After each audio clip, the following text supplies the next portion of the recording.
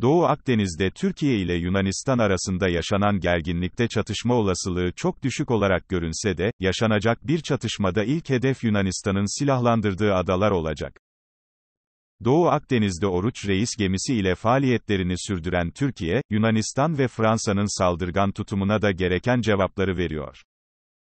Avrupa Birliği ve Fransa'yı arkasına alarak Türkiye'yi Doğu Akdeniz'de Anadolu'ya hapsetmeye çalışan Yunanistan, Türkiye'nin hamleleri karşısında çaresiz kalıyor. Türkiye'nin kararlı ve sert tutumu karşısında ne yapacağını bilemeyen Yunanistan, tüm umudunu Avrupa Birliği'nden çıkacak bir yaptırım kararına bağladı. Doğu Akdeniz ve Ege'de gerginliği artıracak adımlar atan, bazı adalara silah ve asker yığan Yunanistan, Fransa'nın kışkırtmasıyla savaşa sürükleniyor. Yunanistan'ı Türkiye ile yaşadığı gerginlik nedeniyle yolunacak bir kaz gibi gören Fransa, savaş uçakları ve savaş gemileri satışı için Yunanistan ile anlaştı.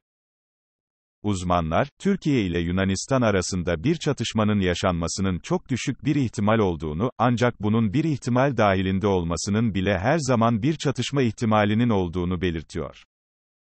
Türkiye ile bir çatışmaya girmesi durumunda Yunanistan'ın başta adalar olmak üzere her şeyini kaybedeceğini belirten uzmanlar, Yunanistan'ın Türkiye ile mücadele edemeyeceğini kaydetti. Olası bir çatışma durumunda ilk hedefin Yunanistan'ın uluslararası hukuk ve antlaşmaları çiğneyerek silahlandırdığı adaların olacağını ifade eden uzmanlar, Yunanistan'ın Türkiye'nin gelişmiş silah teknolojisine karşı koyacak savunmasının olmadığını belirtti.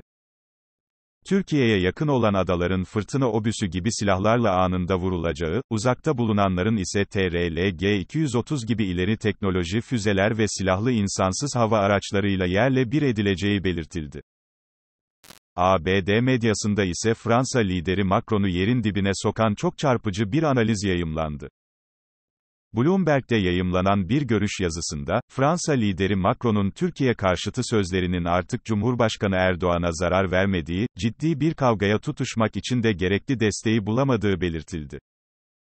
Bobby Goş imzalı yazıda, Emmanuel Macron için gerçeklikle karşılaşma vakti hızla yaklaşıyor. Fransız liderin sözlü saldırıları o kadar çok tekrarlandı ki, etkisini kaybetti. Perşembe günü Korsika'daki zirvede Avrupa ülkelerine Türkiye'nin provokasyonlarına karşı kırmızı çizgi oluşturmaları çağrısında bulundu. Ancak bunu daha önce de duymuştuk. Öyle ki sadece birkaç hafta önce, Macron bu kırmızı çizgileri çoktan çizdiğini söylemiş, Türkiye'nin kelimelerden değil eylemlerden anladığını savunmuştu. Bugüne kadar askeri tatbikatlara katılmak ya da zirveler organize etmek gibi eylemleri ise, sadece Ankara tarafından daha da küçümsenmesine yol açtı dedi.